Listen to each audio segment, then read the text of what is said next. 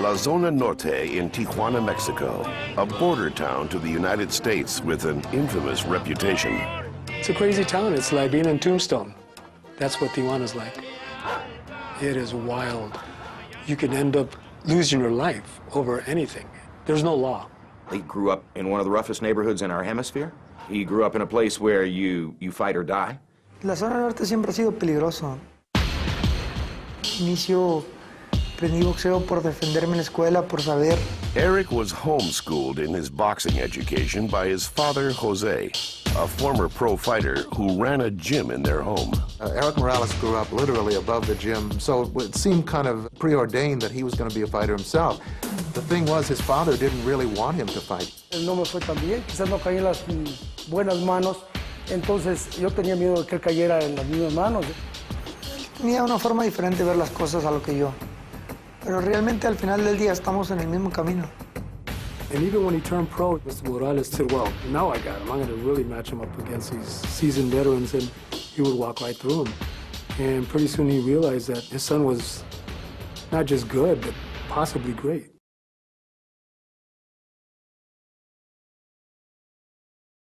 A lot of people felt that Barrera was unstoppable. And that's the way it looked like it was going until he ran into Junior Jones. In 1996, Barrera took on former champion Junior Jones in what was supposed to be another easy victory. Down he goes! Hard right hand by Junior. The bell ends the round. Barrera is knocked down. The referee stopped the fight.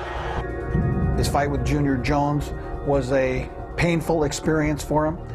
Jones would win a rematch by decision 5 months later. The persona Barrera built up throughout his career was shattered. At the same time, a new Mexican star was poised to take his place on boxing's center stage. I think a lot of Mexican fans were already in love with Erik Morales, and Morales did portray the traditional profile of the Mexican fighter: hit and get hit, savage intensity, and of course he was a poor kid from El Norte, the roughest neighborhood in Tijuana. Morales was just an unstoppable warrior who would find a way to beat anybody. Marco realized that if he was going to regain a grip on the audience, particularly the Mexican public, he needed to beat Erik Morales. In 2000, 3 years after the Jones losses, Barrera signed to fight Morales in Las Vegas. The first Morales-Barrera fight was perceived as the new young king against the old dying king. What transpired when those two threw down, it was just unbelievable. It was breathtaking to watch. There is no pretense of defense in this ring. If savagery in the ring can be beautiful, it was that night. Here comes Barrera. Here comes Morales. What a fight. After 12 brutal rounds, Morales was awarded a split decision. Despite the loss, it was apparent Barrera was back. He had reestablished himself as a top-level prestige fighter, and most importantly, he had gone toe-to-toe, savagely, in an incredibly intense fight against the definitive Mexican fighter of the moment. After the fight, the first one to show us that we had won, or Marco had won the fight, was Erik Morales himself. Yo recuerdo muy bien sus palabras de él. Cuando bajamos del ring, fue a mi vestidor y me puso una medalla y me dijo, esa tú te la ganaste porque fue tu noche. Yo la guardé, no había dicho nada hasta ahorita, pero pues eso como que me motivaba, ¿no? Para decir, ok, él reconoce que perdió, adelante, tengo para dar más. Barrera's future was once again bright. 1 year later, he stepped up to the featherweight division to challenge undefeated champion Naseem Hamed. Prince Naseem Hamed was a heavy favorite, not just because of his global popularity and his unique image and the showmanship, but also because Hamed was regarded as a unique, lights-out puncher for the weight. And his punch seemed almost superhuman for the 126-pound division. So the feeling was that he was going to knock out Barrera. I've seldom seen Marco excited when a fight gets signed. Like a little boy, I remember clearly when we left the press conference, the fight was signed, he said, this is what I've always wanted. This is the fight. Round one is all Barrera as Prince Naseem takes several power shots. What he put together was really one of the most compelling pieces of ring artistry that you could ever see. I mean, he dismantled Prince Nassim Hamed round by round, took his career apart in front of all of us. Big left hand by Barrera inside, stuns Prince Nassim. Right hand and a left by Barrera, rocking Nas back. Here you had a guy who had been fighting for years as a brawling Mexican-type fighter, and then he suddenly changed. Barrera showed that night that he was a master boxer. Get the right hand by Barrera. He wants to close the show with authority. Then gloriously in the 12th round, he turned Nas around and took his head and banged him into the ring post.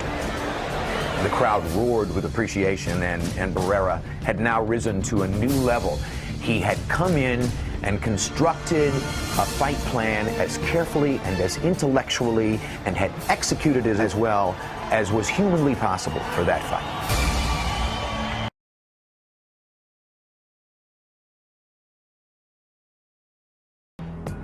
After his disputed victory over Barrera, Morales won a string of punishing battles, adding to his growing reputation as a warrior. He had this sort of humbleness, but then pretty soon he became so well known, and then they would have these tabloid wars between him and Marco Antonio Barrera, and that changed him completely. They have their own little war outside the ring because Barrera comes from Mexico City and Morales comes from Tijuana. Erik sees Marco as privileged, stuck up, too big for his britches. They hate each other. No, yo no lo odio, nomás recibo a la gente con el mismo cariño. Simplemente que chingue a su madre, así de simple.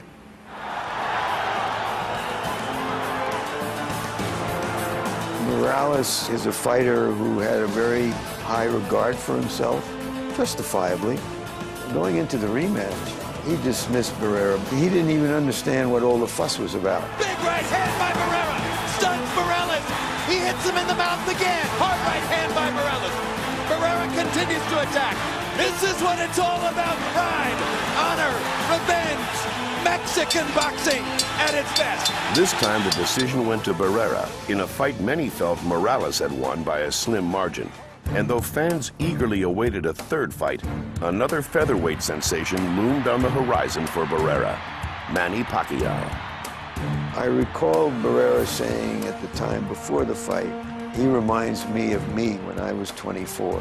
He could see that this kid had a certain fire that was going to be hard to put out. I've bet on 3 fights in my life, and I bet Manny Pacquiao to win by knockout against Barrera. I said to Manny, all you got to do is make this guy fight every minute of every round, and he will break down and he will fold. He will not last. Hard left hand, straight on the button by Pacquiao. Down goes Barrera. This was, a typhoon that had come across the Pacific. This was a force of nature. There's not a lot of time to adjust once those blows start coming, and Barrera wasn't prepared. He's getting hurt. Here comes Barrera's corner. Barrera's corner man is up on the apron. He's going to step into the ring. That's a good decision.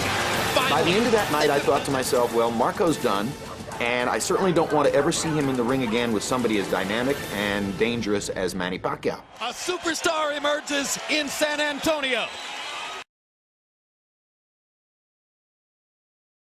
Juan Manuel was 18. He was picking oranges out of a tree in Mexico, and he fell, and he did severe damage to his spine and to his lower back. It cost him 2 years of his career. He couldn't turn pro for 2 years. En ningún momento pensé de renunciar. Al contrario, después de la lesión, a entrenar bien motivados, empezar una carrera, dije yo, ya hay que debutar y vamos a empezar con el pie derecho. Marquez would have only 8 fights in Mexico before following Barrera's footsteps into Southern California. What excited me about Marquez early was his technical abilities. You could see right away that this kid has the skills necessary to really be a tremendous, tremendous fighter. The man didn't make mistakes. And when you gave him a fighter who made mistakes, he punished them unmercifully. I tell you, Marquez is all over him, hammering away, and Gonzalez is really hurt. He would maybe not be what you'd call a typical brawler, but I mean, he was definitely willing to fight and definitely willing to throw a lot of punches in his fights, and he won the majority of them by knockout. Throughout the late 90s, Marquez was the other terrific Mexican featherweight. But somehow or another, he never was able to get into that giant matchup that would really bring him off the page as a fighter. Marquez would spend 2 years as the mandatory challenger to boxing's hottest sensation, Naseem Hamed, without getting a fight. I know at one time when I was involved with Prince Naseem Hamed, I purposely recommended not fighting him. Hamed unashamedly just ducked him and dodged him. Naseem Hamed had too much to lose fighting an excellent boxer, puncher, counterpuncher like Marquez. So you know his first title shot came against another guy who was also avoided, a southpaw by the name of Freddie Norwood. He finally had his shot, and people were ready to explode for Juan Manuel Marquez. All the Mexican press was there. He was expected to win that title. Norwood may never have fought anybody with the punching power of Marquez. It was a chance for Marquez to elevate his reputation and become the next great Mexican featherweight, but it didn't happen because it was a horrible, foul-filled fight. Leg tackle, another clash of heads. Maybe the trainers ought to get in there and fight. Marquez got hurt early, and he was very tentative. The whole fight was very tentative.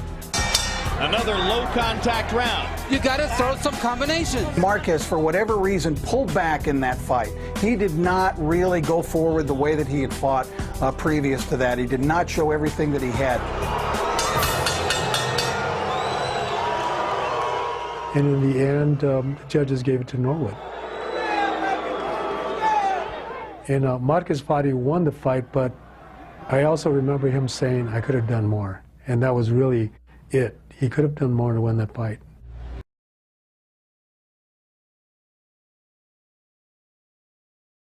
He was young and crazy and cockstrong, and he wanted to fight anybody, and he wasn't afraid to fight a guy like Marquez, and the fight was made. Just 6 months after Barrera's loss, Marquez would face the Filipino sensation. And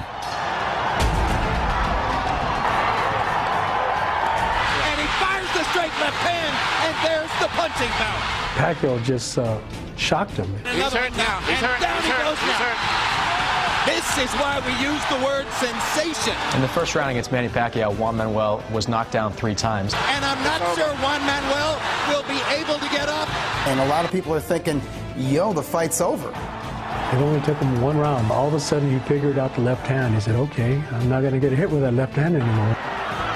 Marquez coming back with a left and a right into the zone. Marquez is making the stand of his life. Within 2 or 3 rounds, he's completely reversed the momentum of the fight, and he's playing Pacquiao like a violin. And it could be the comeback of a lifetime for Juan Manuel Marquez. For those 11 rounds after that disastrous first round, Marquez showed the kind of warrior instincts and heart and tenacity that he really has in that fight. After 12 furious rounds, the fight ended in a disputed draw.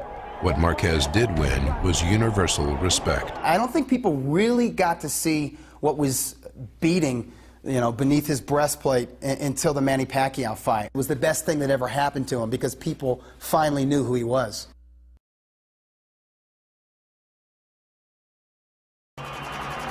In 2004, the trilogy that became Mexico's treasure was complete.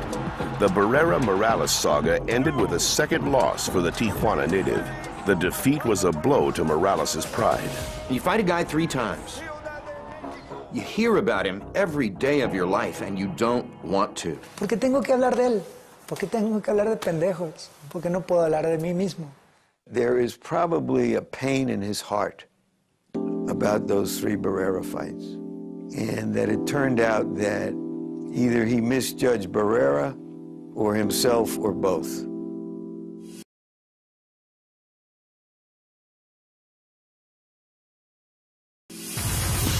Morales looked to erase that pain the following year, and Manny Pacquiao was just the man to provide the motivation. Huge, tremendous motivation. A big part of being ready to fight Manny was that Manny had violently whacked Barrera, and if Erik could beat him, then he could go back to Mexico and say, see, I handled the guy who blew up your boy. Morales had seen him fight. He saw him fight Barrera, and he had them all figured out. If Erik Morales was convinced of his ability to beat the Filipino, Pacquiao was equally bold. We're warming up in the dressing room, and Manny was telling jokes, and he's never like that. And I slapped Manny with the mitt and said, come on, let's go, let's get to work, stop screwing around.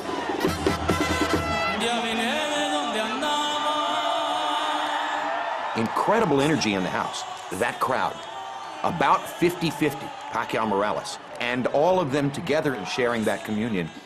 Ooh, I mean, that was an event. Remember, guys, I'm fair, but I'm firm. Pacquiao was on the biggest stage that he had ever been in his life.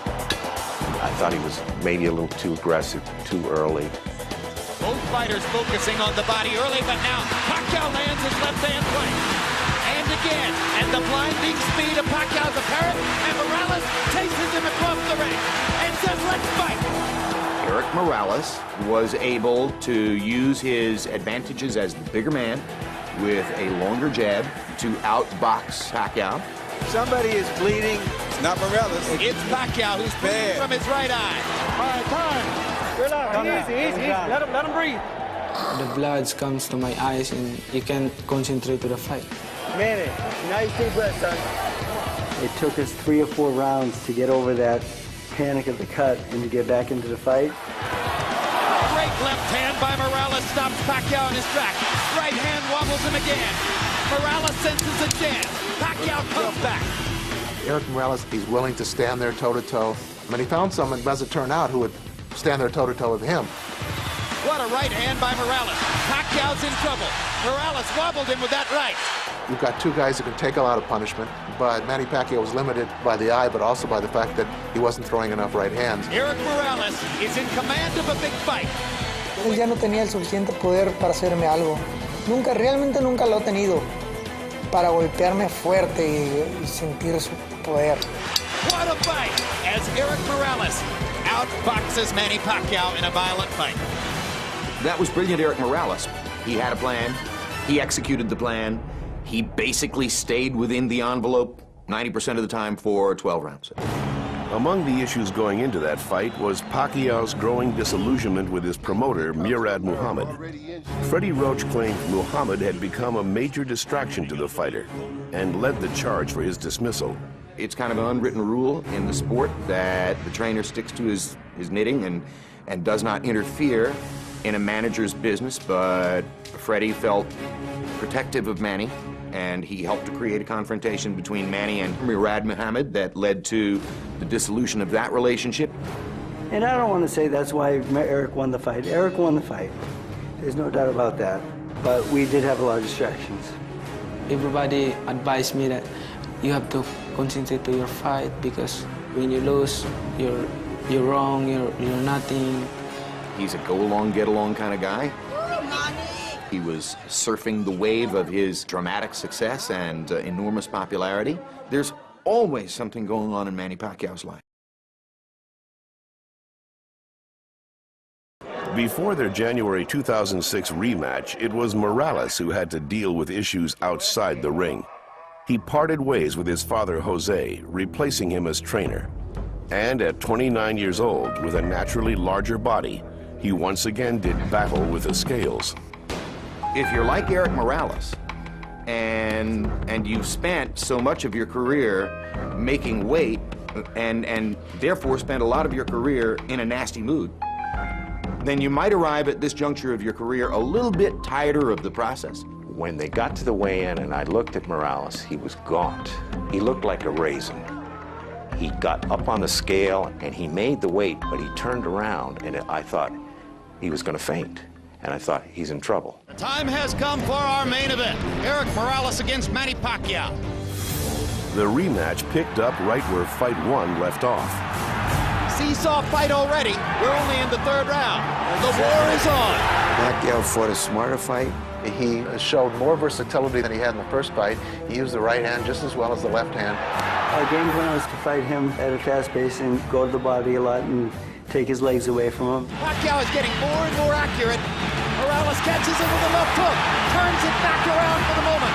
Scraping Pacquiao against the ropes with lefts and rights. Manny looking to get in a left-hand shot. Backs Morales off. It was will against will, toe-to-toe, and then Erik Morales was the one who blinked. What a round for Manny Pacquiao. You look over at his corner, they're rubbing his legs and trying to bring him back, and there's no bringing someone's legs back after they take the body beating like that. Manny, he's all done. He's all done. He was looking for the ropes, he was looking for the ref, he was looking for his corner. He wanted no part of Manny Pacquiao. There he goes. Good call, Manny. That's the first real knockdown of Erik Morales' career. And when Pacquiao dropped Morales, that was symbolic because nobody knocks down Morales. Nobody does. It's over. There's the second knockdown and the stoppage. The fury went out of him, and he seemed far more mortal and human and full of flaws than I had seen in the past. Conecté los buenos golpes. Vino la bajada la carga del trabajo para poder marcar el peso. Every moment of Erik Morales' life has been predicated on his refusal to back up. He knows that when he looks at a videotape and sees himself slipping and ducking and trying to back away from Manny Pacquiao punches, that's an Erik Morales nobody's seen before. When you can't make the weight, and maybe your brain's telling you, you know what, I don't want to do it anymore.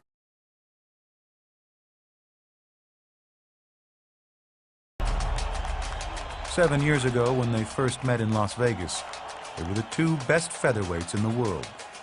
High action was expected. High drama ensued.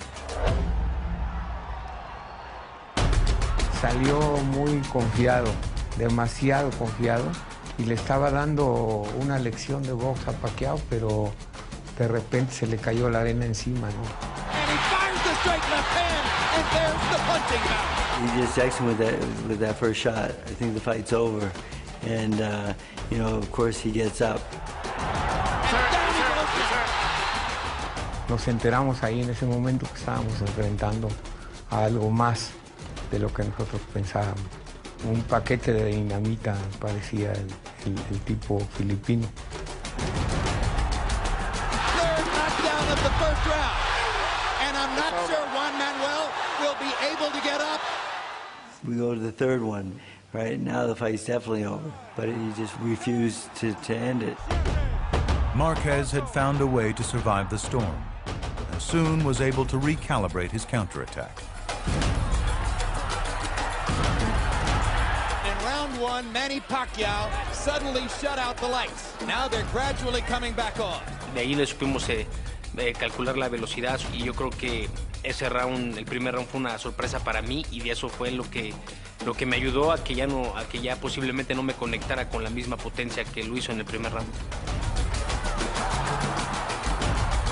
I'm amazed because after a few rounds, he fight back and, you know, still strong. Fire against fire, down the stretch. Pacquiao's left, Marquez's right. They had seemingly exchanged punches without pause for 12 straight rounds. And when the violent showcase concluded, the scorecards rendered a draw. Yo creo que hicimos lo posible para haber ganado. Yo siento y la gente sabe de que esa pelea la ganamos cerrada, pero la ganamos. I'm confident that I won that fight. And when I heard this decision is a draw, I mean, you have to accept that. You cannot change it. A rematch wouldn't occur until 2008. But once back in the ring, Marquez and Pacquiao immediately picked up where they'd left off. Huge left hook, buckled Pacquiao. Big punch for Marquez to punctuate the second round. He caught me on that second round, but I can handle his power. Down goes Marquez on a straight left-hand shot. Perfect shot by Pacquiao. Down he goes again, and are we surprised that he get up? No. I mean, we've seen this guy before, so we know he has no quit in him.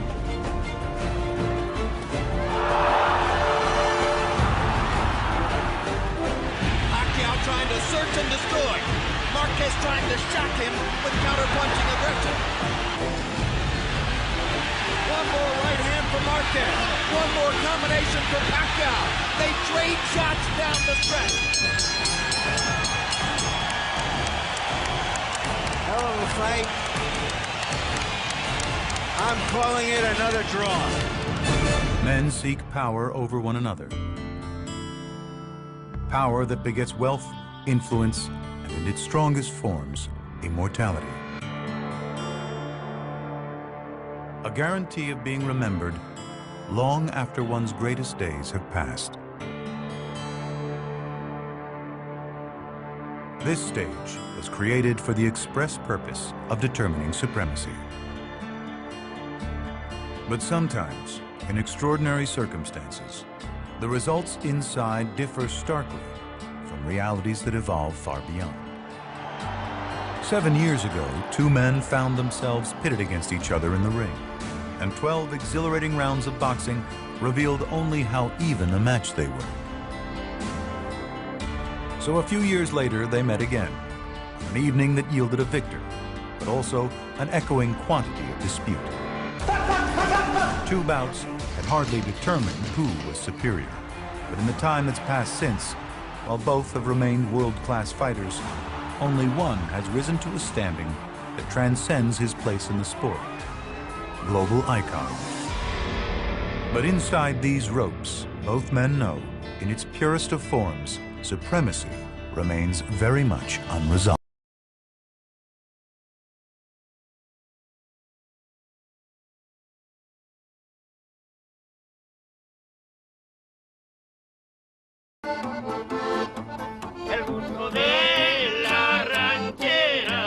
La Zona Norte in Tijuana, Mexico, a border town to the United States with an infamous reputation. It's a crazy town. It's like being in Tombstone. That's what Tijuana's like. It is wild. You can end up losing your life over anything. There's no law. He grew up in one of the roughest neighborhoods in our hemisphere. He grew up in a place where you fight or die. La zona norte siempre ha sido peligroso. Inicio aprendí boxeo por defenderme en la escuela, por saber. Erik was homeschooled in his boxing education by his father, Jose, a former pro fighter who ran a gym in their home. Erik Morales grew up literally above the gym, so it seemed kind of preordained that he was going to be a fighter himself. The thing was, his father didn't really want him to fight. No me fue tan bien, quizás no caí en las buenas manos, entonces yo tenía miedo de que él cayera en las mismas manos. Tenía una forma diferente de ver las cosas a lo que yo. Pero realmente al final del día estamos en el mismo camino. And even when he turned pro, Mr. Morales said, well, now I got him. I'm going to really match him up against these seasoned veterans, and he would walk right through him. And pretty soon he realized that his son was not just good, but possibly great.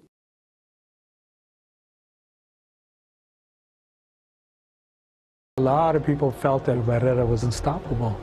And that's the way it looked like it was going until he ran into Junior Jones. In 1996, Barrera took on the decision. Despite the loss, it was apparent Barrera was back. He had reestablished himself as a top-level prestige fighter, and most importantly, he had gone toe-to-toe, savagely, in an incredibly intense fight against the definitive Mexican fighter of the moment. After the fight, the first one to show us that we had won, or Marco had won the fight, was Erik Morales himself. Yo recuerdo muy bien sus palabras de él.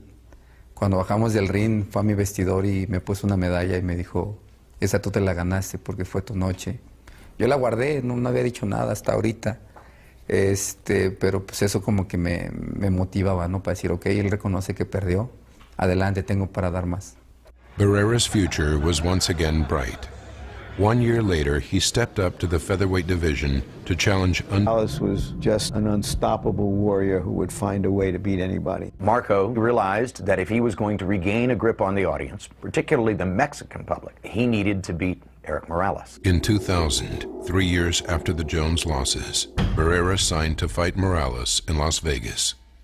The first Morales-Barrera fight was perceived as the new young king against the old dying king. What transpired when those two threw down, it was just unbelievable. It was breathtaking to watch. There is no pretense of defense in this ring. If savagery in the ring can be beautiful, it was that night. Here comes Barrera. Here comes Morales. What a fight! After 12 brutal rounds, Morales was awarded a split former champion Junior Jones in what was supposed to be another easy victory. Down he goes. Hard right hand by Junior. The bell ends the round. Barrera is knocked down. The referee stopped the fight. His fight with Junior Jones was a painful experience for him. Jones would win a rematch by decision 5 months later. The persona Barrera built up throughout his career was shattered. At the same time, a new Mexican star was poised to take his place on boxing's center stage. I think a lot of Mexican fans were already in love with Erik Morales, and Morales did portray the traditional profile of the Mexican fighter: hit and get hit, savage intensity, and of course he was a poor kid from El Norte, the roughest neighborhood in Tijuana.